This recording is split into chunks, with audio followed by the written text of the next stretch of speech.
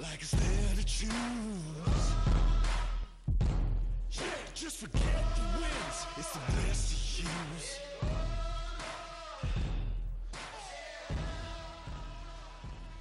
Well, I'm glad that we're meeting today and we're talking about the season continuing instead of having to talk about the season wrap-up. So, pretty exciting week for a lot of people last week, and I hope you all felt part of it, felt the excitement of it.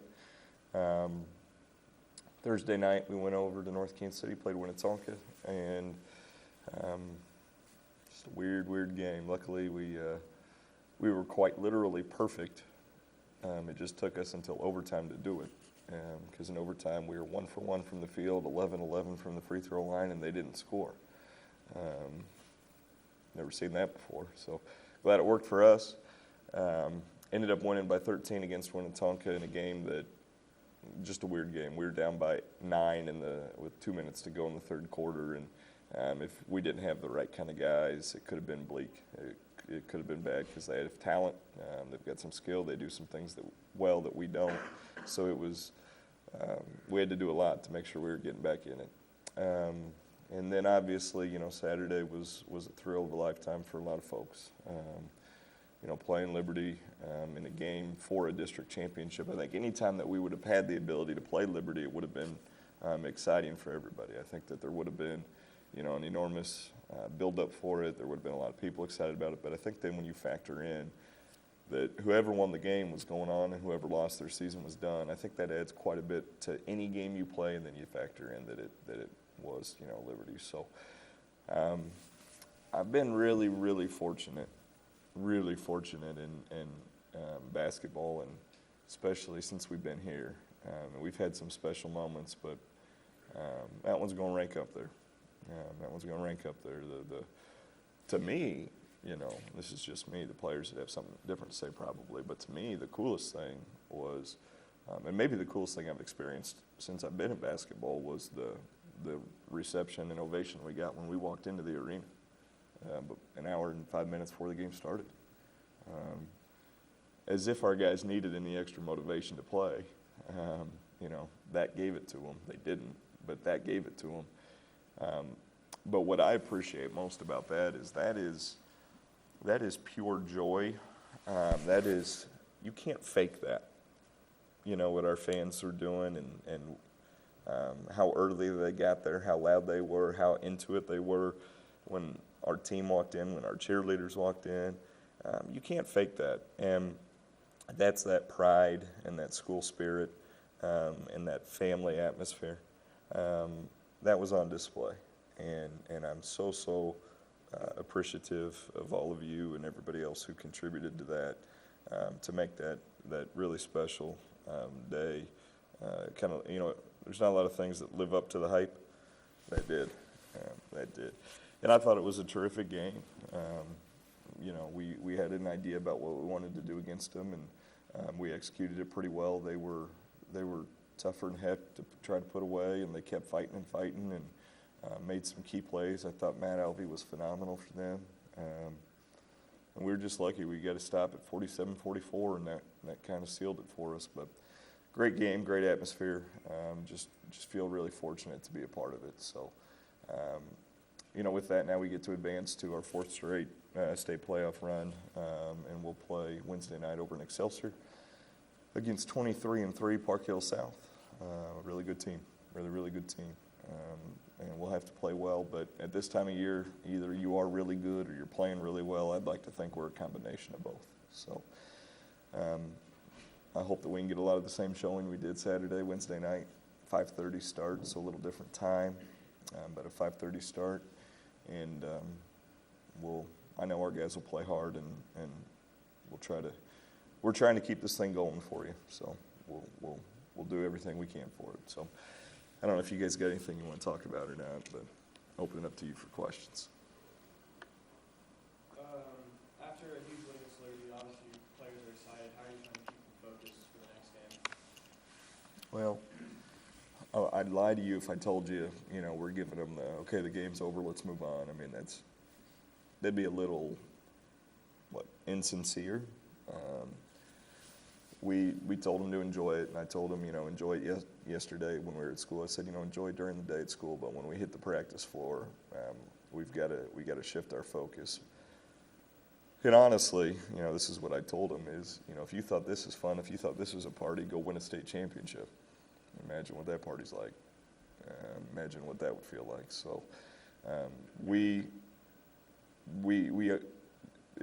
got to be realistic. That game meant a lot to a lot of people, and there was a lot of talk about it. Maybe as much anticipation for a game that we've had, in my opinion. You'd have to correct me if I'm wrong, but since our Final Four game versus Republic, that's the last game I felt like had that kind of talk or anticipation to it. So it does take a little bit more to come down from after that. So.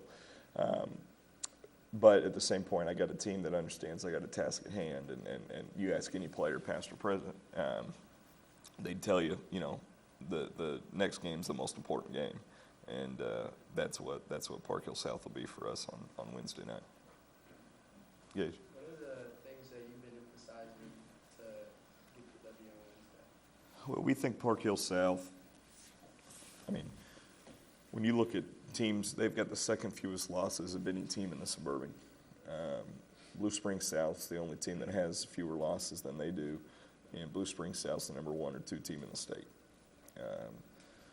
We played Park Hill South earlier this year in our tournament, lost to them 43-42, and so since that point, though, that was 4 or 5 games in for them, that was 5 games in for us. A lot of things have changed since then.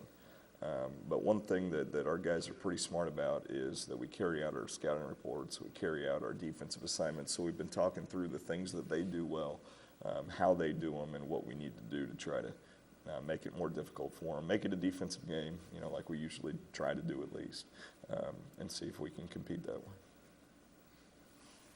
Abby. I know in past years your starting lineup has been a little more consistent than this year. What are your thoughts behind why there's a different starting lineup throughout every game? Yeah, it's a really good observation. I need to get through the season and reflect back on it and try to figure it out. I've never had a team where we've got 10 guys right now basically that are in our playing rotation, and then one of the guys who's not in our rotation is a guy who started 2 games for us earlier this year, Zach Thompson, and it's just been a weird year to try to pick and place guys into the lineup. Starting lineups get too much credit, get too much notoriety, whatever you want to say, because to me, it's how much you play, it's when you play. So the starting lineup thing probably, we've used, I think, 6, maybe 7 different starting lineups this year. But we're trying to just find the right guys to get us going early, and then we pick and choose guys. But, we had at one point, we had 10 guys averaging 10 minutes. And I've never had anything like that before. But then the biggest reason, to answer your question without going back individually looking through, the biggest reason is we had injuries and illness and different things. So we've been forced to have some different starting lineups.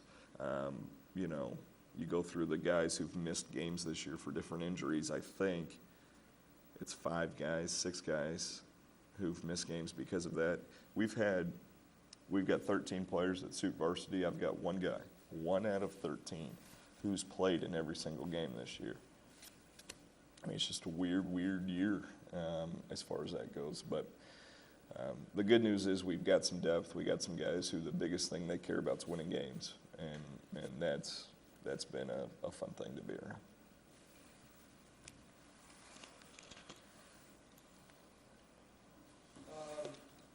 Obviously, you're saying it's a defensive team. You're a defensive team. Park Hill South's high scoring offense. Are you doing anything different to try to stop their defense or their offense? Well, we got to be aware. We got to be really, really aware of them. And so anything different as far as anything special or anything that we haven't done all year, no. Making sure that we're emphasizing what we do and making sure that we emphasize it well and making sure that we understand it. At this point in the year, we're 74 or 76. I'd have to look. Practices in. We're 27 games in. You're not going to do a whole lot new. And if you do, then I want to play you because you're probably not going to do it well because you are what you've emphasized. And for us, for 5 years and for 74 practices this year, it's been, defense. And if we can get some stops, then, I think it turns it into a different game. They're a team that's averaging 70 points per night in their last 6 games. They've got a guy who's hit 57 threes. They've got a guy who's hit 33. They've got a guy who's hit 29 threes. Just for a point of reference, our leader in three-pointers has hit 31 on the year, and our second-place guy's hit 20. So, it's a different game. It'll be a different game, but it's going to come down to being able to get stops, and that's something that we've always done a pretty good job of. Yeah. The atmosphere Saturday was really electric. I can point out a few times where you try and call out plays, and Right. the straight say they can't hear you. Yeah. They didn't know what to do. Yeah. How do you combat that, and how do you think your players were with the atmosphere being so loud, not being able to hear it? Yeah, what a problem, right? What a problem to have. Probably twice it happened, and it was defense that it happened because you guys will laugh, but we've got approximately 60 to 70 plays of some sort, whether it's offensive man, zone, base out of bounds, side out of bounds. We have a hand signal for every single play. And the reason we do is because of that situation. If you need to call plays in an atmosphere like that, because you build up hoping that you play in that kind of an atmosphere, that you've got it, organized and ready. Our issue was trying to communicate defensively. We almost had a guy or two get their heads knocked off because we're picking up full court on Lewis, and our guy's up picking him up full court. They're getting ready to run up and ball screen him, and our guy's back. And then as he's running up, it's so loud that you can't hear it. So you asked how you combat it. I don't really know, other than just doing what we do. But the other thing is, it's fun to play in those kind of games because you got to overcome those kind of things. You got to play through them. You got to just kind of figure out a way to get by with it when something's not normal. But man, what a thrill to play in that atmosphere. It was worth points, and when you look at as close as it was late, boy, it makes a difference. It makes a difference. I know last time we were in that gym, Brian hit that winning shot. Does that add a little bit of excitement playing in there again? Yeah, I think when we get there, I think we're all gonna walk up to that spot and kiss the floor or something. It's just kind of a memento or good luck. As time goes on, Brian says he hit the shot from like the other side of half court. He's embellishing the story as time goes, but we all know, he's about 2 steps over the line, and I've been giving him a hard time about it. But I'd like to think, yes, it does have an impact on us because we've played in that gym. We played in the gym a year ago. To my knowledge, Park Hill South hasn't for at least a couple of years. So being familiar with the setting in that gym could be something that could work to our advantage. Yeah, it's different because the scoreboard hangs in the middle, and so there's not clocks in different places that there normally are. Is that going to be the difference in a game where it comes down to the end of the second quarter, they're not aware of the time on the clock and they don't get a shot off, and it's a 2-point game late. Stuff like that. Just having been in that gym and playing games, hopefully it'll help. But yeah, that gym's got some special memories in it. That's for sure. That's for sure.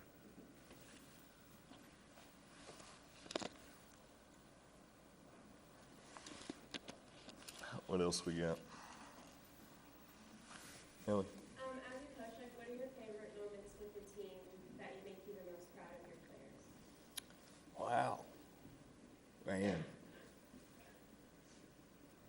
What are my most favorite memories that I'm most proud of my guys? That's a really, really good question. Here's what I'd say to that. In a nutshell, if you were a part of Saturday, you understand why I'm so proud of them. I think we're tough. I'd like to think we're tough. I think we play really, really hard. I think we care about each other. There's a difference in playing with guys and playing for guys. And I think we play for each other, and there's a huge difference. I think we care about the people who support us, and I think that was on display. And I think we care about representing our school. And that makes me really proud. Because I think, and I'm glad I don't have to think about or feel this, but I think that if we lose that game on Saturday, I wouldn't feel any different. The good part is I don't have to think about that. But I think that these guys represent maybe you guys, represent the student body, represent that we'll do things the right way. We'll play hard. We'll make you proud. And when they make other people proud, that's the most satisfaction, that I can get. That's a good question. I know a player from Liberty maybe tried to take the ball out of your hands at one point in the game. What was kind of running through your mind? Because I know the crowd kind of loved that part. Yeah.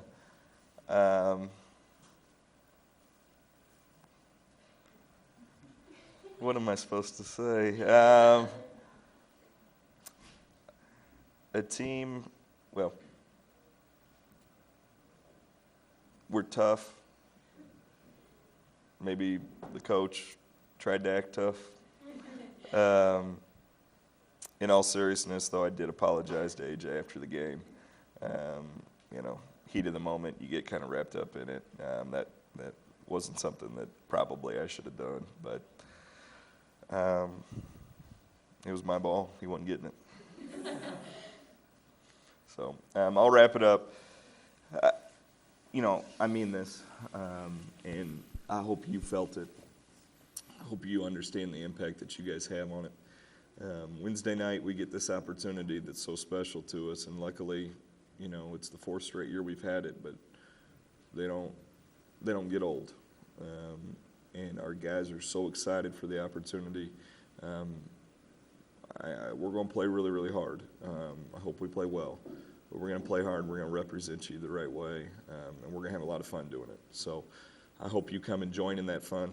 I hope you come and cheer as loud as you did Saturday. Give us that fuel, give us that momentum, and we'll try to keep this thing going so we can talk about 2 games when I meet you next week. So thanks for all your support, and look forward to seeing you Wednesday night.